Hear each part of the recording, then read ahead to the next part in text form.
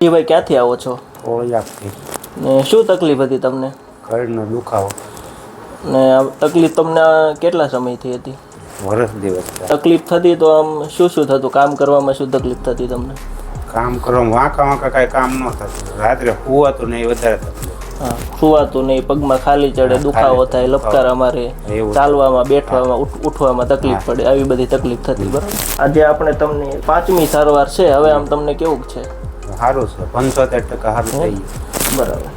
હવે આમ પહેલા જેવી તકલીફ થાય છે ખરી? ના, રાત્રે સુવાઈ જાય. હે ને? ઓકે. કેવી લાગી તમને આ સારવાર? સરસ લાગી. બરાબર. તમારી જેવી તકલીફવાળા કોઈ દર્દી હોય તો તમે તેને શું કહેશો આ સારવાર વિશે? સાહેબને ત્યાં જવાનું. એટલે આ સારવારમાં મેન ફાયદો એ છે કે કોઈ પણ જાતની દવા ઇન્જેક્શન કાંઈ આપવામાં આવતું નથી, એટલે કોઈ પણ જાતની આડઅસર નથી આ સારવારનો. તમને શું તકલીફ હતી? જે કમરના ભાગમાં ગાદી થોડી ખસી ગયેલી હતી. ગાદી ખસી એટલે નસ આપણી દબાણી. બરાબર. નસ દબાણી એટલે બ્લડ સર્ક્યુલેશન ઓછું થયું, તેના લીધે આપણને આ બધી તકલીફ થતી હતી. આપણે આ સારવારથી જે ગાદી ખસી ગઈ તેને તેની જગ્યાએ પાછી બેસાડી દીધી, એટલે આપણને ફાયદો થઈ. તમારો આ વિડીયો અમે યુટ્યુબ પર મૂકી શકીએ? મૂકી શકો સાહેબ. Thank you.